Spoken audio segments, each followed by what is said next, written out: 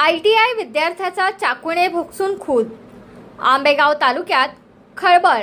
पुणे जिल्ह्यातील आंबेगाव तालुक्यातील गोनवडी येथील ITI मध्ये शिकणाऱ्या एका विद्यार्थ्याचा त्याच्याच वर्गातील विद्यार्थ्याने चाकूने भोसकून खून केल्याची धक्कादायक घटना उघडकीस आली आहे. या घटनेमुळे परिसरात मोठी खळबळ उडाली असून घोडेगाव पोलीस प्रकरणाचा तपास करत आहे. मिळालेल्या माहितीनुसार सौरभ संतोष साखरे, वय वर्ष 23, राहणार चिंचपूर, तालुका धारूर, जिल्हा बीड, हा गोनवडी येथील ITI मध्ये पहिल्या वर्षात शिक्षण घेत होता. काल रात्री सौरभ आणि त्याच्याच वर्गातील एक विद्यार्थी टेरेसवर झोपले होते.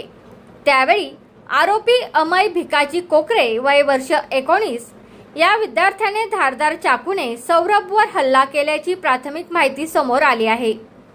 या हल्ल्यात गंभीर जखमी झालेल्या सौरभचा मृत्यू झाला.